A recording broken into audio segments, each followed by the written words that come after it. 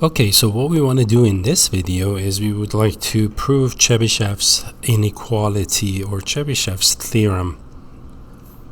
Now, typically in an introductory statistics course, what you may have seen is the following. Something to effect that the interval mu, which is the center of the distribution, the mean, plus or minus 2 sigma, sigma is the standard deviation, contains at least 75% of all observations. And in general, I've just written this for a couple of values, select values of k, 2, and 3. In general, the inequality tells us that the interval mu plus or minus k sigma contains at least 1 minus 1 over k squared times 100% of all observations. This theorem or this inequality actually makes no assumption about the distribution of the values, about the histogram of the observations, or about the probability distribution of the random variable. Okay, so before we actually prove this inequality, which I will write it in just a moment, I want to take you back to a couple of notions that we're going to use. These are algebraic expressions, something from algebra that we will be using since we're talking about inequalities. And one of them is that if you have absolute value of x less than or let's say equal to k, then this means we can actually write this as x between negative k and k. Okay, and the other expression that comes in handy that I will be using also today is this one. An equivalent expression for absolute value of x greater than or equal to k is going to be x is greater than k or x is less than k. And of course, for this to make sense for us anyway, we assume k is positive. Because if k is negative, then you get the special cases of these two. In the first case, absolute value of x less than negative number, that's impossible, no solution. And then in the latter case, the one in the bottom, if k is negative, then the answers are real numbers. But we don't want to deal with the algebra here. So we just want to state that k is positive. So just keep these two in mind. So what is Chebyshev's inequality in probability notation?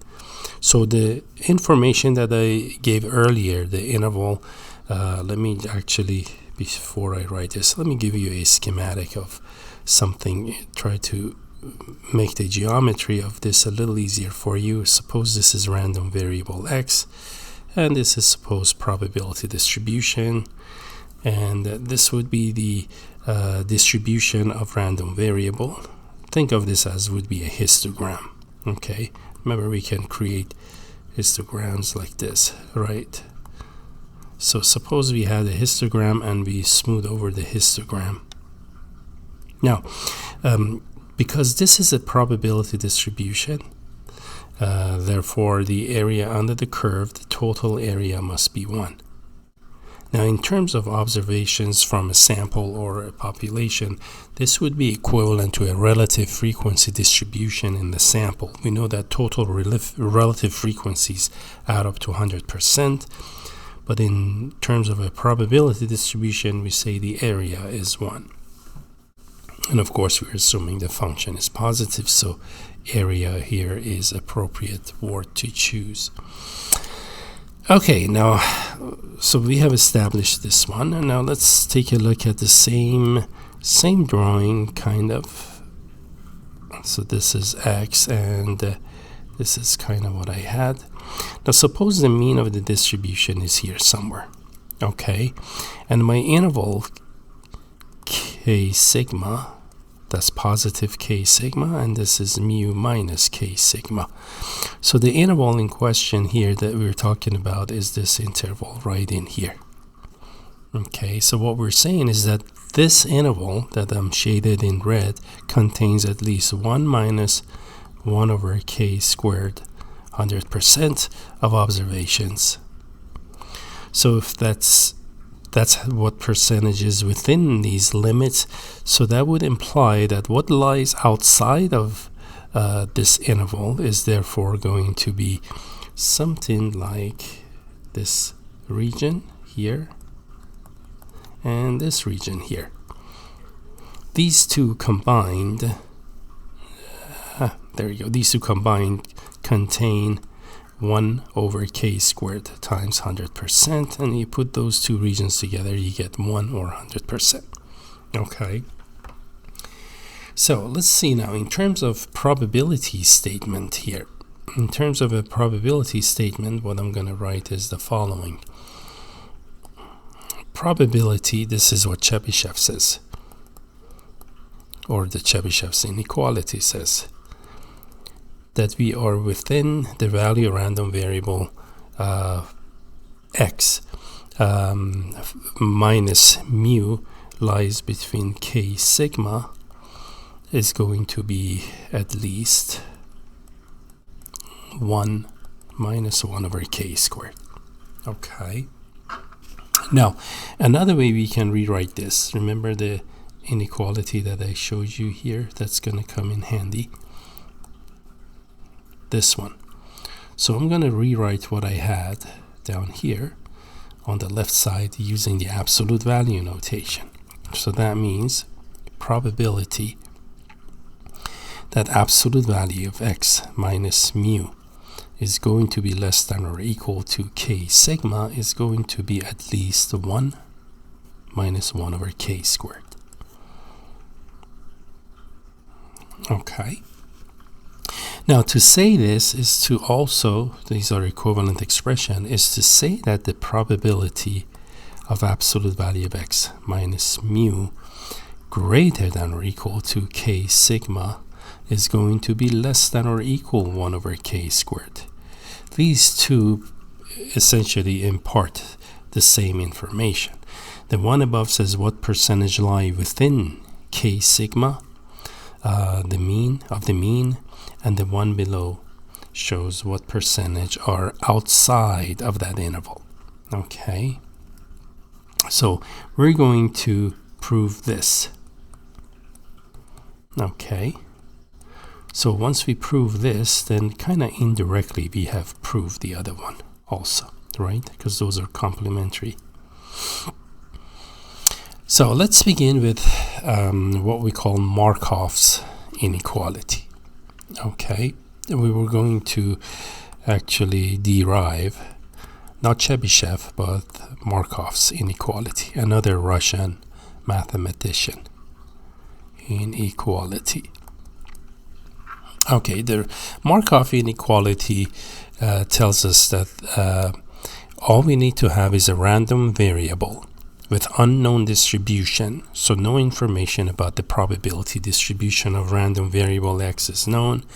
The only thing that is required in this work is that mu and sigma exist. That is all.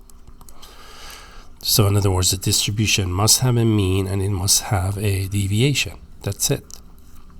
So with that, for any probability distribution, continuous case here, the expected value of random variable x, which is actually the mean of the random variable, is given by, and I'm going to assume negative infinity to infinity for the domain of the random variable, because it cannot be beyond that, right? That's the widest domain we can have. Now, we're going to assume here that a is positive. A is going to be a positive number, so that I can write this as negative infinity to a of x fx dx plus the integral from a to infinity of x fx dx. Okay, and due to our assumption that a is positive, so that's going to be 0. In other words, in our distribution, for example, this is going to be right in here. That's where a is going to be. Okay, and because there's nothing before then, that's why the integral is 0. All right, now once we have this, we're also going to, at this point now, assume x is some value to the right of a. Okay, so what are we talking about here again? Suppose that's the distribution. This is random variable x. Suppose this is a, and this is going to be little x. Okay, so x lies to the right of a. Okay, now if you look at the area from, let's say, a from here to infinity, that area is going to be greater than the area from x to infinity. And that's in fact what we're going to do next. We're going to write that inequality. So first let me write the expected value of x. So far we have established that the expected value of x is the integral from a to infinity of x fx dx. Okay, now because x is above a, therefore this integral is going to be greater than or equal to the integral from a to infinity of a fx dx. Okay, and again, that's because a is less than x.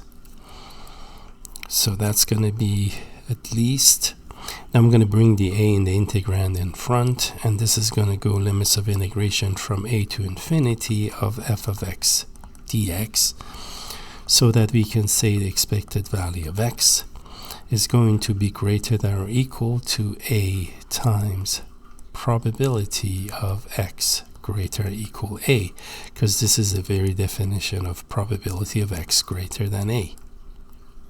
Okay, or equal to.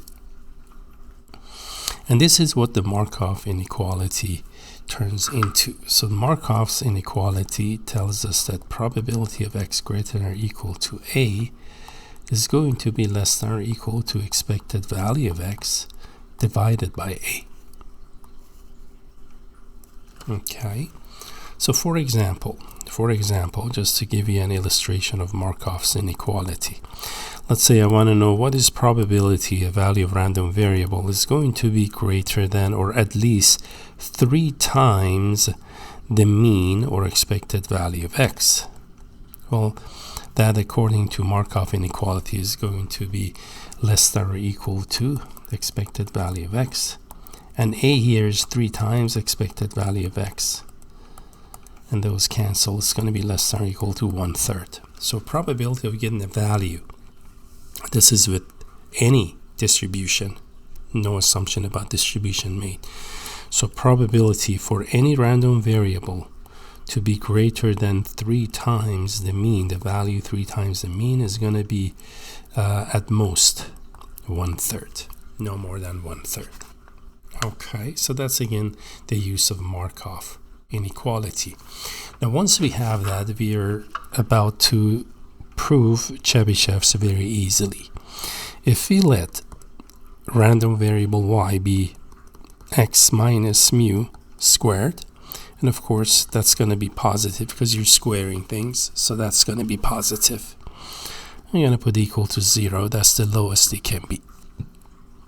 Now if you take expected value of this, so if I go expectation of y, then I get expected value of x minus mu squared, right?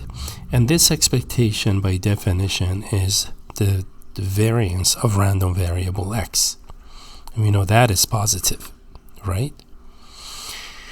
Okay, now in our Markov's inequality, I'm going to let a be k squared sigma squared. Okay, so that if we look at probability of y greater than or equal to a, according to Markov's inequality, that's going to be less than or equal to the mean of y divided by a, right? Now a is k squared sigma squared. So that means probability of y greater than or equal k squared sigma squared is going to be less than or equal to expected value of y divided by k squared sigma squared. All right, and we are almost there. So next, instead of y, I'm going to put what we let y be, x minus mu squared. And that's going to be greater than or equal to k squared sigma squared lesser than or equal to expected value of y. Remember, we showed above right here, expected value of y is sigma squared, which is the variance. So I'm going to replace that by the variance over k squared sigma squared. The sigma squares cross out, so this is going to be less than or equal to 1 over k squared. Okay, and I can now do the following. Let's go back a little bit to our algebra again. I'm trying to justify the rewrite of what's on the left side. If I have an expression x squared greater or equal to a constant squared, that's what k squared sigma squared is. Bring c squared on the left side, and then we can factor this as difference of two squares in factored form. And the critical numbers here turn out to be c and negative c. There is 0 in the middle. Okay. Now if you follow the sign on the factors, for example, when x is 0, you get negative c squared. And there you go. And remember, c here is a positive number. So that means outside, this is a sign chart for the product. And we are looking for positive, right? Greater than 0 means we're looking at positive products of what's on the left side here, x minus c times x plus c.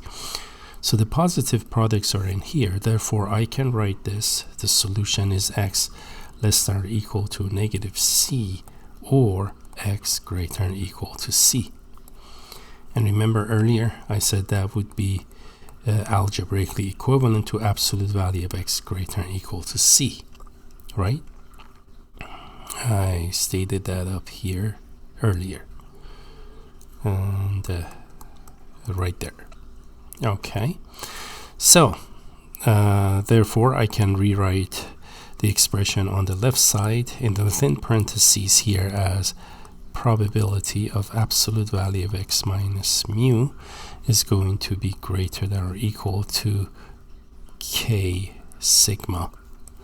That probability is going to be less than or equal to 1 over k squared. Okay, so again, what we're saying, the other side of the coin, another way to think about this is that probability of being within mu, random variable x will be within k sigma of mu, less than or equal means within, is going to be at least 1 minus 1 over k squared. That's how we can adjust that. Okay, so there you have it. That's what we wanted to do. And this would be the proof of Chebyshev's inequality. So this very last expression is what Chebyshev's inequality is. Okay, and with that we are finished with this video.